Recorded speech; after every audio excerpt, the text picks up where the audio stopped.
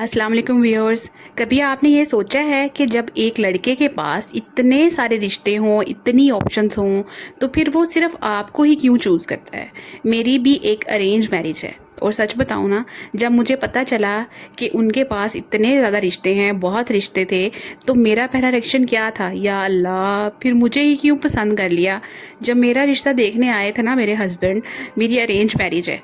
तो उसके बाद कॉल आई थी कि हमें लड़की पसंद है, हमारी तरफ से हाँ है, आप भी आएँ हमारे बेटे हमारा घर देखने के लिए, अपनी फैमिली मेम्बर्स को साथ लेके आएँ।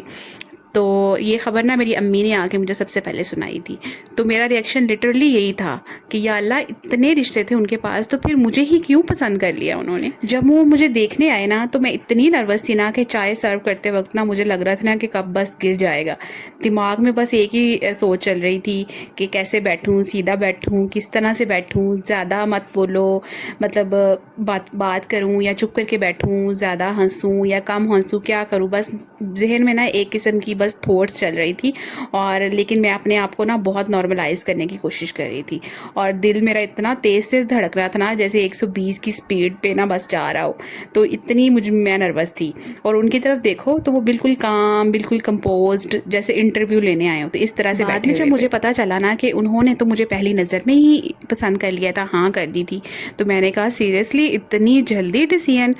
उनका जवाब सुन के ना मैं खुद हैरान रह गई। उन्होंने कहा मतलब हमारी जब फ़ोन पे बात हुई ना पहली बार, तो उन्होंने मुझे ये बात बताई थी कि मैं तुम्हें ना पहली ही दफ़ा देख के, मतलब मैंने कहा था कि बस मैंने यहीं शादी करनी है। तो मैंने पूछा कि क्यों, मतलब आपने क्यों इस तरह से डिसीजन लिया, क्या ऐसी चीज़ थी जो आपको मुझ में पसंद आई। तो उन्होंने जवाब दिया कि मुझे तुम्हारी सिंप्लिसिटी बहुत पसंद आई थी, तुम सिंपल थी, नेचुरल थी, एक्टिंग भी नहीं कर रही थी, और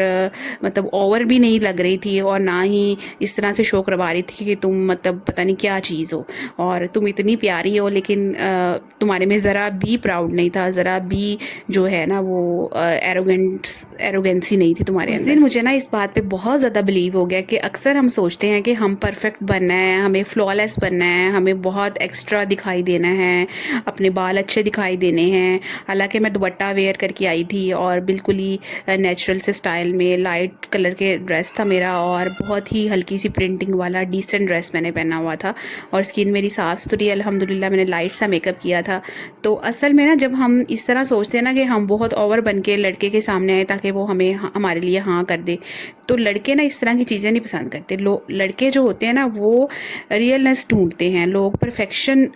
ढूंढते हैं। वो ये नहीं ढूंढते कि हमें कोई बहुत मॉडर्न या कोई बहुत जो है ना वो मॉडल टाइप कोई चीज़ मिले। आजकल के जो लड़के हैं ना वो ये ढूंढ रहे होते हैं क्या लड़की घर बसाने वाली नेचर की है, क्या वो देखने में इस तरह की लग रही है कि वो हमारा घर बसाएगी, वो हमारे साथ बाहर आ जा सकेगी, उसमें इतना कॉन्फिडेंस है, और वो पढ़ी लिखी है, मतलब और अगर कभी उसको ज़िंदगी के किसी मैदान में मेरा साथ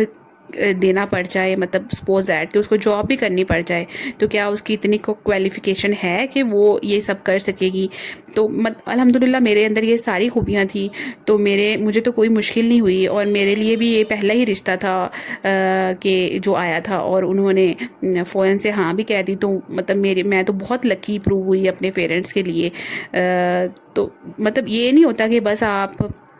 एक डम बन के ये कहो कि भाई मेरे लिए रिश्ता आए और बस फ़ौरन से हाँ कर दे, बल्कि आपको भी स्ट्रेटजीज़ जो है ना वो अपनानी पड़ती हैं इसी तरह की, जैसे कि मैंने आपको बताई हैं कि किस तरह से आपने अपने आप को शो ऑफ कराना है। शादी के ना 10 साल हो गए हैं, तो शादी के 10 साल बाद भी आज भी वो मुझे यही कहते हैं कि उस दिन जब मैंने तुम्हें देखा था ना पहली बार, तभी मुझे लगा था कि ये मेरी लाइफ पार्टनर बन सकती है। तो दिल ये कहता है कि अरेंज मैरिज हो या फिर लव मैरिज हो, अगर नीयत साफ़ हो और अल्लाह की मर्ज़ी शामिल हो, तो मोहब्बत ना खुद ही रास्ता बना लेती है। शादी से पहले जो लड़के और लड़कियाँ आपस में लव स्टोरियाँ चलाते हैं, लड़के लड़कियों को अपने पीछे चला लेते हैं और बाद में शादी नहीं करते, ये वाला सीन जो होता है ना, ये मेरे ख्याल में ख़त्म हो जाना चाहिए। आजकल के दौर में इस तरह की चीज़ें जो है ना वो बहुत जो है ना वो अनरियलिस्टिक लगती हैं, जहाँ सोशल मीडिया पे और टीवी में, ड्रामे में हर चीज़ दिखा दी जाती है आपको कि धोखा बहुत ज़्यादा है। तो आप अल्लाह पे बिलीव करें, अपनी किस्मत पे बिलीव करें, अल्लाह से दुआ करें, अपने पेरेंट्स पे बिलीव करें।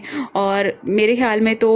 लव मैरिज अगर आपने करनी है तो आप बहुत सोच समझ के करें, नहीं तो अरेंज मैरिज जो है ना वो एक बेटर ऑप्शन है, और उसमें भी भी सोच समझ के ही करना होता है। अलबत्ता ये है कि उसमें जब ज़्यादा लोगों की राय शामिल होती है, आपके पेरेंट्स इन्वॉल्व होते हैं, आपके बहन भाई इन्वॉल्व होते हैं, लड़के के माँ बाप, उनके घर वाले इन्वॉल्व होते हैं, तो वो थोड़ा सा एक सिक्योर चीज़ बन जाती है, बजाय इसके कि आप अपने से खुद एक अकेले बंदे के तौर पर डिसीजन लें कि मैंने इसी बंदे से शादी करनी है। तो वो एक ट्रायल ही हो जाती है कि पता नहीं ये ट्रायल कामयाब होगी या नहीं होगी। अच्छा जी, जब रिश्ता देखने आते हैं ना, तो वो ये नहीं देखते कि लड़की जो है ना वो कितनी शो ऑफ करा रही है, और ये सिर्फ लक भी नहीं होती बल्कि एक स्ट्रेटजी होती है। और इसमें लोग आपका एटीट्यूड, आपका बिहेवियर, आप किस तरह से बात करती हैं, आप रियल हैं या फेक हैं, और सबसे इम्पॉर्टेंट आप अपनी इज्जत करती हो या नहीं करती हो, आप जो है वो आपकी अपनी इंटरेस्ट हैं, आप जो है क्या एक इंडिपेंडेंट लेडी के तौर पर ज़िंदगी गुजार सकती हैं। तो ये सब चीज़ें जो होती हैं ना वो लाजमी नोट करते हैं,